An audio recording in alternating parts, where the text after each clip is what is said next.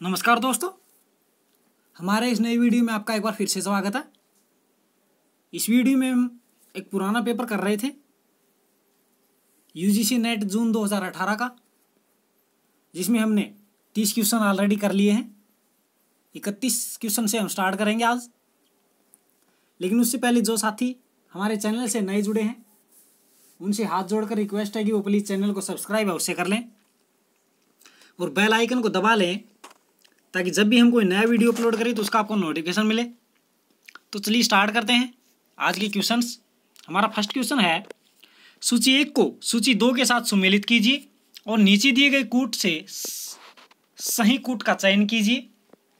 सूची 1 में उत्सर्जक दिए गए हैं, जबकि सूची 2 में उत्सर्जित तत्व दिए गए हैं। इनका सही मिलान करना है हमें। तो हमारा पहला है, सेमान पादप कौन सा उत्सर्जित तत्व है इनका? Hydrogen sulphide. ज्वालामुखी सल्फर डाइऑक्साइड उत्पन्न करते हैं और महासागर लवण स्प्रे। वन अग्नि कार्बन मोनोऑक्साइड। यानी कि आपका ऑप्शन नंबर 2 इसका बिल्कुल करेक्ट आंसर हो जाएगा। नेक्स्ट क्वेश्चन हमारा, निम्नलिखित में से किस विद्वान ने सामान्य बनाम विशेष भूगोल के द्विभाजन की नींव रखी थी? तो कौन आ जाए इसका आंसर? बर्नार्ड वारेनियस। क्वेश्चन नंबर 33 है हमारा, निम्नलिखित में से कौन सा युग्म सही सुमेलित नहीं है? अलमसूदी पुस्तक, रूटर एंड रियलम्स, ये सुमेलित नहीं है, बाकी तीनों ही सुमेलित हैं। अल बलाकी की पुस्तक किताबुल अस्काल, अल बरूनी की किताबुल हिंद, इब्न खल्दून की मुकादिम।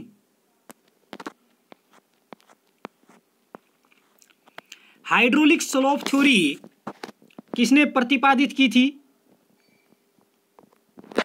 R.E. हार्टोन ने। किसने प्रतिपादित की थी हाइड्रोलिक स्लोप थ्योरी को? R.E. हार्टोन ने। निम्नलिखित में से किस विद्वान ने भूगोल में व्यवहार परक दृष्टिकोण पर जोर दिया है? किर्क महोदय ने। जर्मन भूगोलीय विचारधारा के विकास में योगदान करने वाले जर्मन भूगोलवेताओं का सही अनुक्रम कौन सा है? तो इनमें कौन से हो जाएंगे? पास्कल, रेटजल, हाइडनर और ट्रोल। यानी कि ऑप्शन नंबर 3 इसका सही आंसर हो जाएगा। रहन सहन के भिन्न तरीकों और भिन्न संस्कृति के लोगों के लिए एक ही पर्यावरण भिन्न अर्थ रखता है। यह कथन निम्न संकल्पनाओं में से किससे संबंधित है? संभाव्यतावाद से। किससे संबंधित है ये कथन? संभाव्यतावाद से।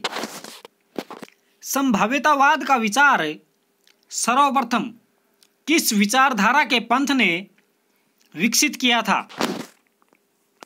फ्रेंच पंथ ने। यानी जो फ्रांसीसी भूगोलवेता थे उन्होंने ही संभाव्यतावाद का विचार सर्वप्रथम रखा था। समस्त भूगोलीय प्रगति का मुख्य विचार पार्थिव एकता का है। इस कथन का श्रेय किसे दिया जाता है? वाइडल डी ला बलास को।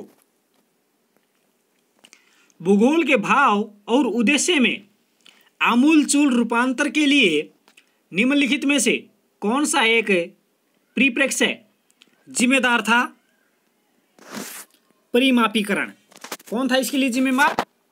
परिमापीकरण। 2011 की जनगणना के अनुसार भारत के निम्नलिखित राज्यों में से किस राज्य में न्यूनतम लिंग अनुपात दर्ज किया गया था? इनमें जो ऑप्शन दिए गए हैं उस हिसाब से पश्चिम बंगाल में, जबकि न्यूनतम लिंग अनुपात किस में है?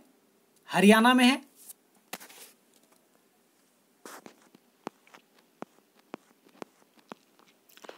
यूएन डेमोग्राफिक ईयर बुक 2010 के अनुसार किस देश में उच्चतम जनसंख्या घनत्व यानी प्रत्येक वर्ग किलोमीटर व्यक्ति दर्ज किया गया था, तो किसमें दर्ज किया गया था? बांग्लादेश में। निम्नलिखित में से कौन सा एक कथन केंद्रीय स्थान सिद्धांत की प्रभाव सीमा चित्रांकित करता है? वह दूरी जो उपभोक्ता सेवा के लिए तय करेगा। वो किसको स्थान कर रहा है? केंद्रीय स्थान सिद्धांत को। निम्नलिखित में से राज्यों के किस समूह ने 2011 की जनगणना में 950 से अधिक लिंग अनुपात दर्ज किया था? तो कौन से थे वो राज्य समूह? आंध्र प्रदेश, उड़ीसा और तेलंगाना। नीचे दिए गए आरेख द्वारा निम्नलिखित में से किस मॉडल की व्याख्या होती है? तो किस मॉडल की व्याख्या होती है इसमें? केंद्रीय स्थान मॉडल की।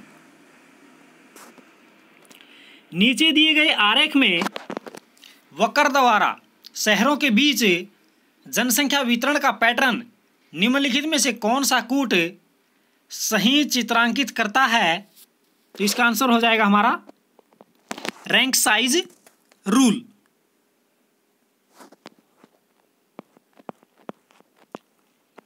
सूची 1 को सूची 2 के साथ सुमेलित कीजिए और नीचे दिए गए कूट से उत्तर का चयन कीजिए।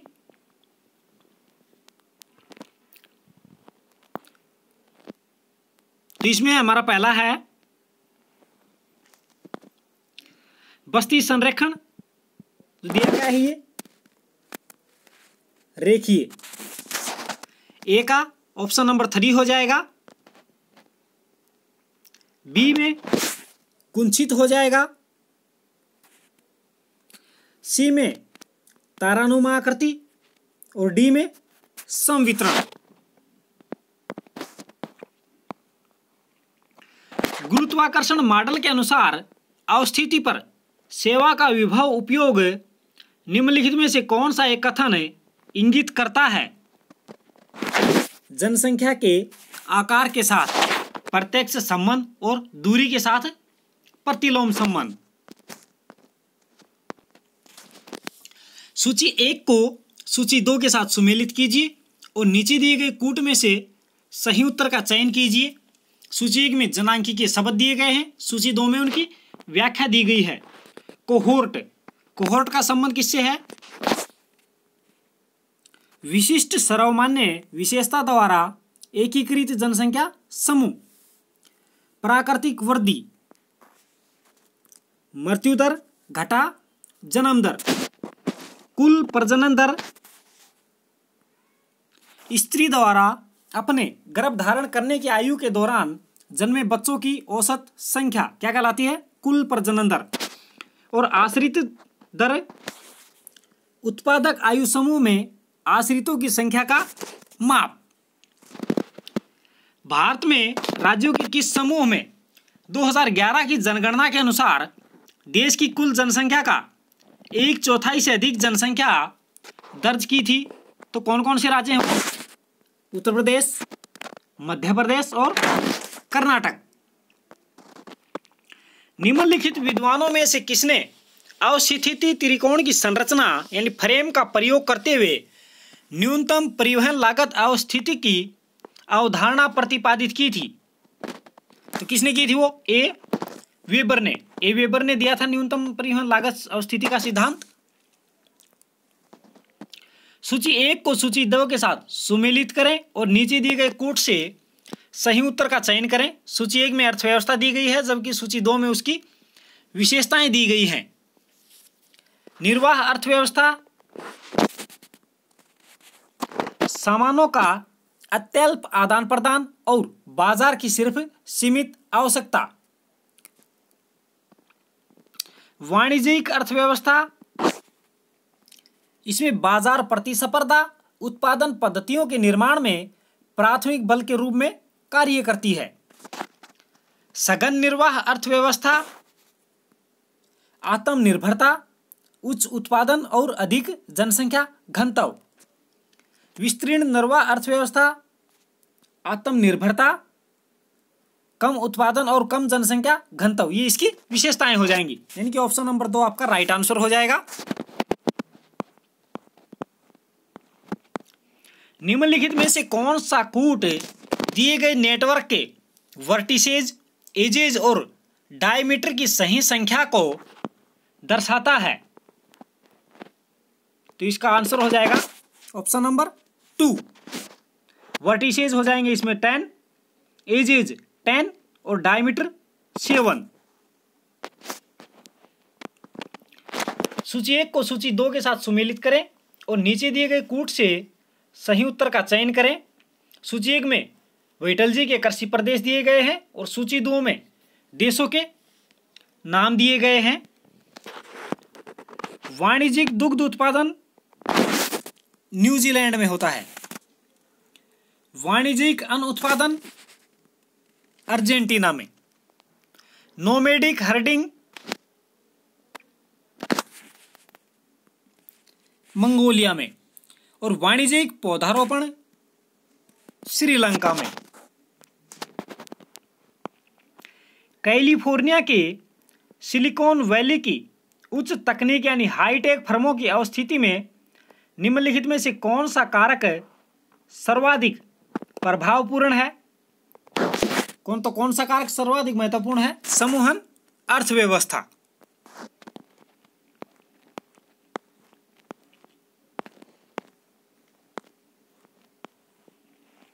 रिमर ने निम्नलिखित में से किस वर्ष विकासशील अर्थव्यवस्थाओं में भू परिवहन प्रणाली के विकास हेतु मॉडल प्रतिपादित किया था? तो 1977 में।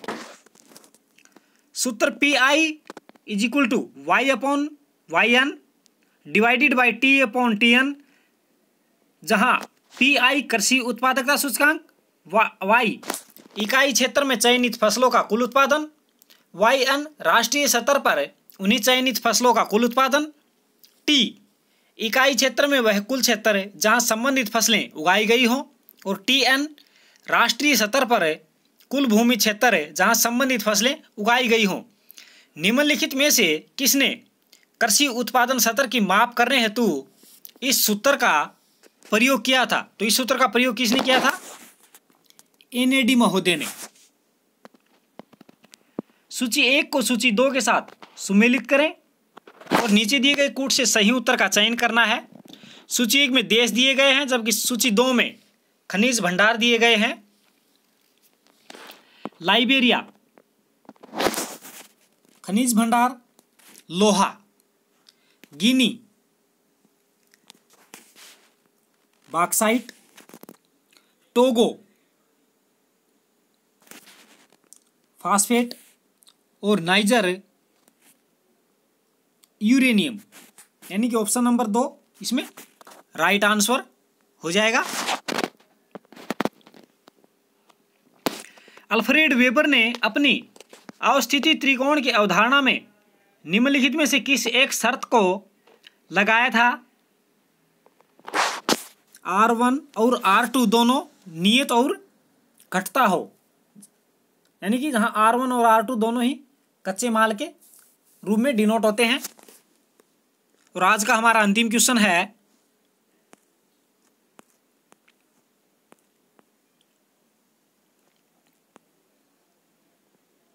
सूची 1 को सूची 2 के साथ सुमेल करना है।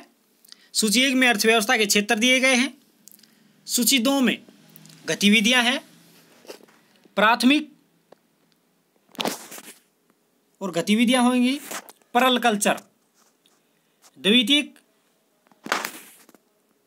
सूत कताई, तृतीयक रेल सेवाएं और चतुर्थ में अनुसंधान प्रयास। यानी कि ऑप्शन नंबर 2 इसमें राइट आंसर हो जाएगा। तो ये थे दोस्तों आज के मोस्ट इंपॉर्टेंट क्वेश्चंस। उम्मीद है आपको वीडियो पसंद आएगा। फिलहाल इस वीडियो में इतना ही। इसको लाइक और शेयर भी अवश्य करें दोस्तों, ताकि अन्य साथियों को आपके बेनिफिट मिल सके। धन्यवाद।